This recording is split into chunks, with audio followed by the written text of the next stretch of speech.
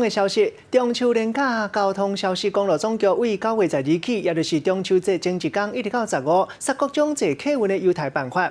根据统计，这届拢总14间业者，拢总有86条客运路线拢有优待。像讲普通时无优待票价路线，民众会当拍8、5折买到车票。嘛，望大家无论是登去故乡过节，或者是出去佚佗，拢会当搁较省钱。好嘛，台东车站来的快请上车。中秋的年假就要到啊！即摆为着要疏缓这个返乡的人潮甲车潮，即摆交通部甲这个客运业者合作，要甲各岛客运这个票价来拍8、5折来优待，通请真侪民众来坐。很好，能够再低一点就更好。有优惠的话，可能会比较想回去。是可以，让一般的学生要回家打折是很棒的。民众拢感觉安尼真好，因为即摆总价有86条国道客运的这个路线拢有优待。举例来讲，若是为这个家己的北港坐客运到台北，原价是47拍8、5折了后，敢若剩400，也就是讲坐一逝会当省70块。另外，你若是坐这个国道客运，也是双 T 的民众，只要伫咧10点钟以内来转坐市区公车，安尼嘛当享受有一段票免钱。以台北市来看，就当省15块，若这个桃园嘛当省18块。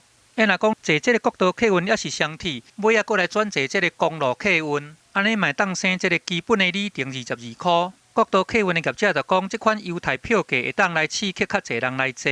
在原价上已经打了85折，我们预估大约可以增加2成左右。还佫有哦，伫咧中秋连假的期间，坐这39条台湾好行路线的这个民众，你若是用这个电子票证，嘛当享受半价的优待。希望这个优待的票价会当替民众省真侪钱仔头落来，嘛当来缓解车潮，袂过安尼特价烧价买。记者综合报道。插播小连线上新的消息，要来关心最近有民众发觉台大病院打上新的 case， 为了要配合卫福部健保署门诊轻镜头减量的政策，为新历9月初起，门诊挂号名额若是满，病人都要有其他病院转诊单才会当加挂号。病院方面进一步解释讲，伊毋是专门要取消加挂号，是要鼓励镜头较轻的患者先去地方的病院互医生看，经过医生评估了后，确实若是有需要，再过来挂。若是无转诊单，医生就会评估患者的情形，决定讲敢要互伊挂号。